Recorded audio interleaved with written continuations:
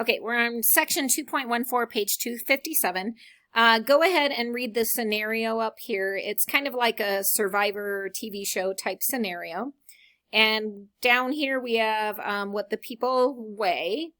And so there is, let's see, 50 cups of rice. So I want you to figure out how you think you could go ahead and distribute that rice so that the players would agree with it. So pause here, go ahead and figure out how you would divvy up the rice. Okay, so you can kind of see why Evan wanted to just divvy up the rice divided by 5 because he weighs 105 pounds. You can kind of see how Alan might disagree with that. So maybe Alan's 6'8" and weighs almost 300 pounds, and he's thinking, you know, Evan, you're a lot thinner built than I am. I need more food than you. So who knows what the argument is there, but probably isn't fair just to divide it by 5.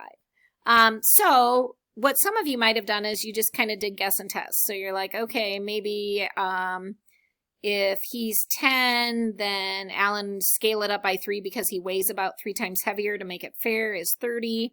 Becca would need twice as much, that's 20. But notice we've already run out of rice there because we only have 50. So 10's probably not going to be a good amount to go with. So then you might try, say 5. So if Evan gets 5 cups, let's see, Alan gets 15 because he weighs about 3 times as much. Double for here, so that'd be about 10. Then you might be like, well, let's see, let's give this person maybe a little bit less, I don't know, maybe 8. And this person a little bit less is 6, just kind of eyeballing it. So then if I add those up, let's see, what am I at? There's 30, 38, and 6 is, what are we at? 44. So we still have a few more cups to distribute, and you could just kind of guess and test a little bit to try to see what might be a little more fair. And then some of you might have decided to add these all up. So you went ahead and took, let's see, the 297 and the 195 and the 161 and the 122 and the 105. And you got a total of 880 pounds.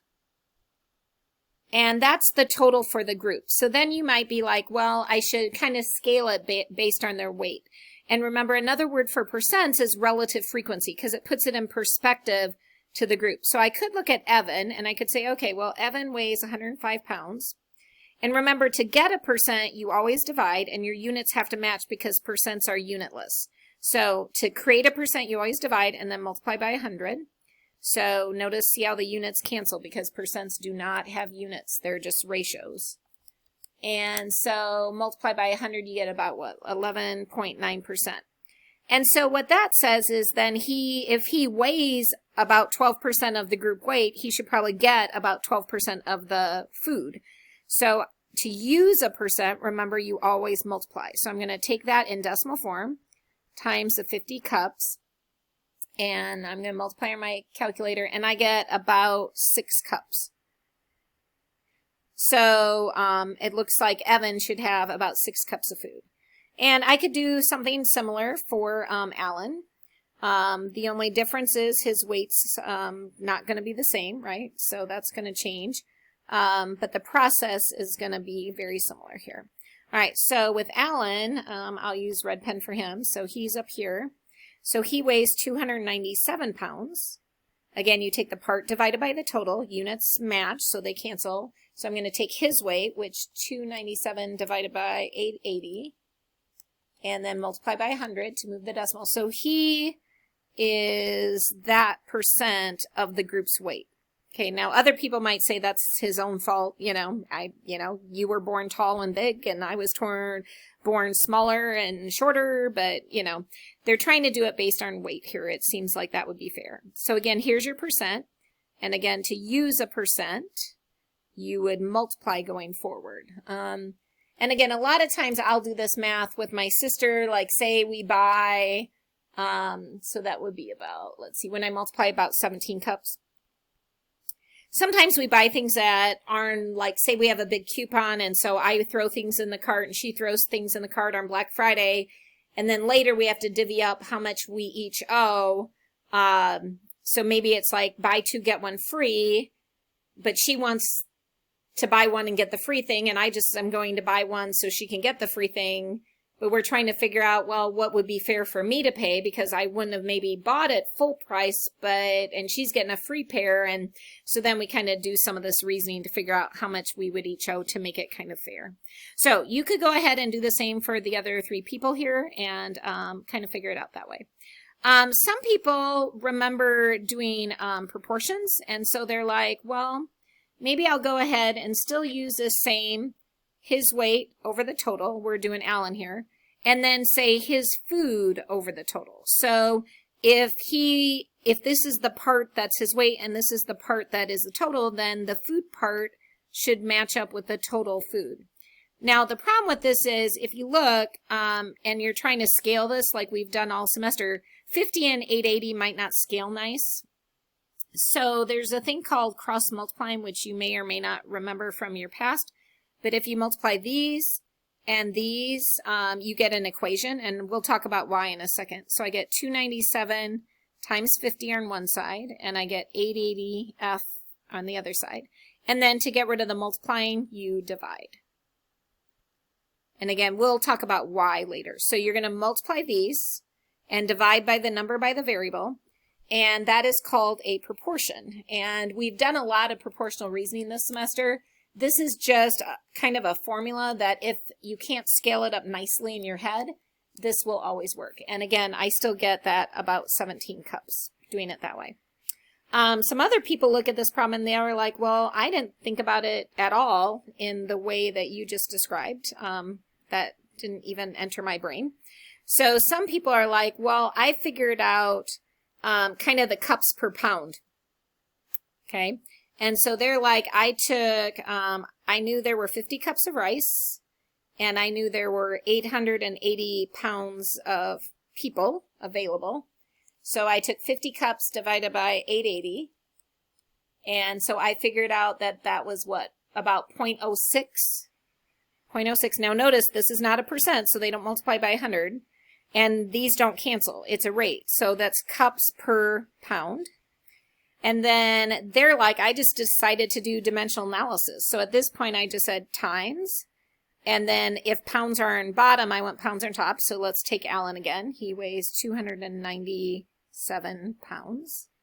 And so I knew that I would, if I took 0.06 cups per every pound, and he weighs that many pounds, if I multiply, that would get how many cups that this guy should get. And again, we still get that about 17 cups. So some people think of it that way. Some people do a proportion that way. So they do 50 cups over 880 pounds. And then they just make sure they set up the other one the same way. So total food over total weight.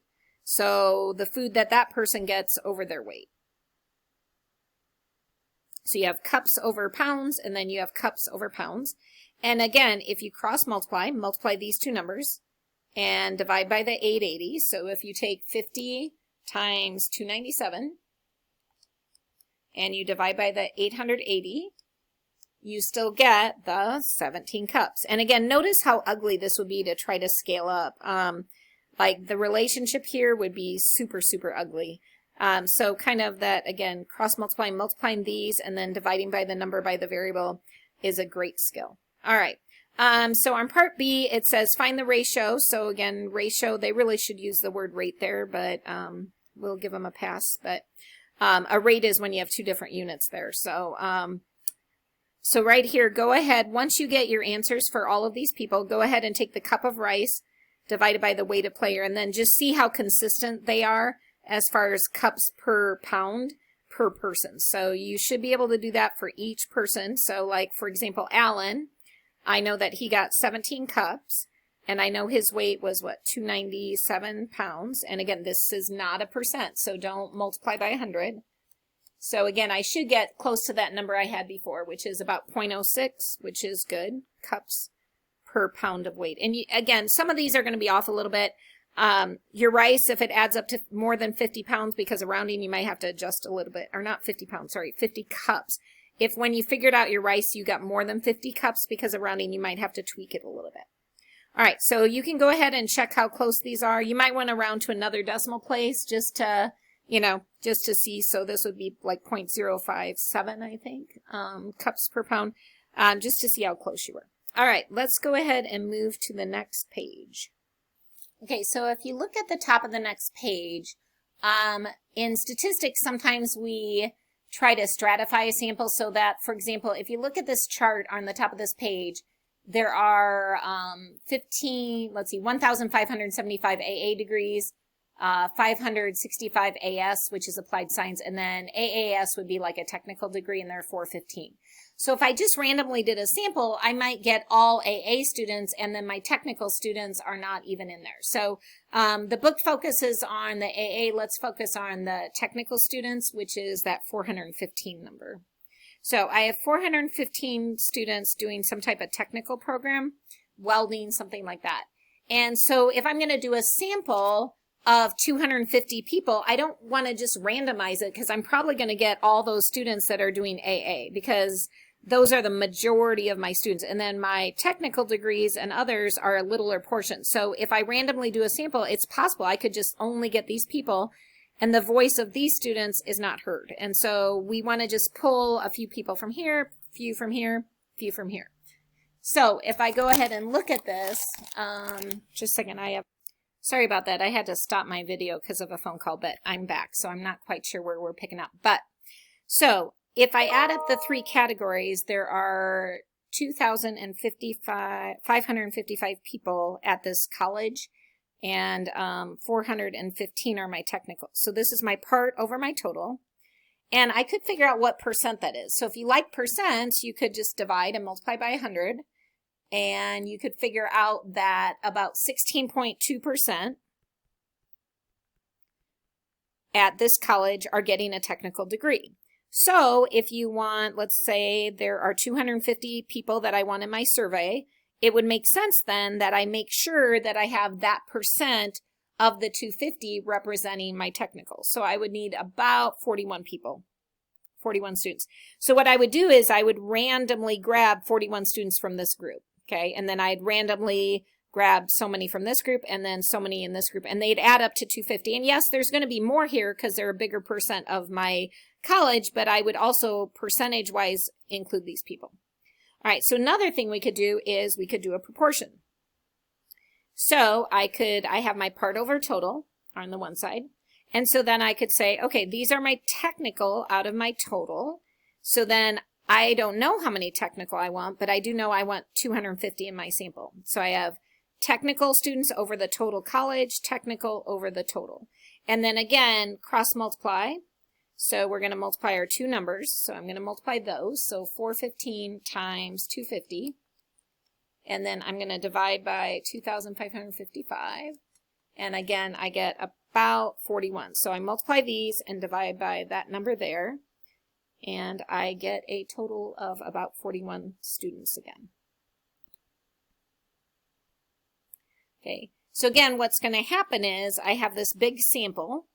Okay. So here's my big pool. I have my AA degrees, and then I have my smaller degrees.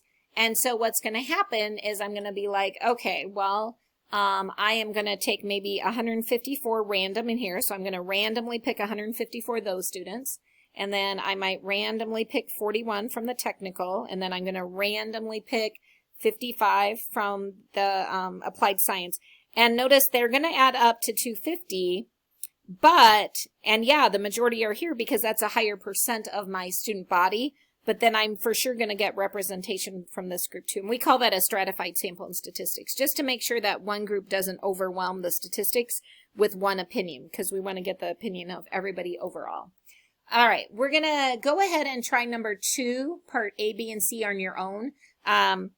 Don't overthink them, okay? They're not too bad. And then we'll talk about why proportions work, and then we'll solve a couple more, and then we'll end this section. So try the top of page 259, and then we'll start another video, and I'll explain why this whole cross multiplication thing works.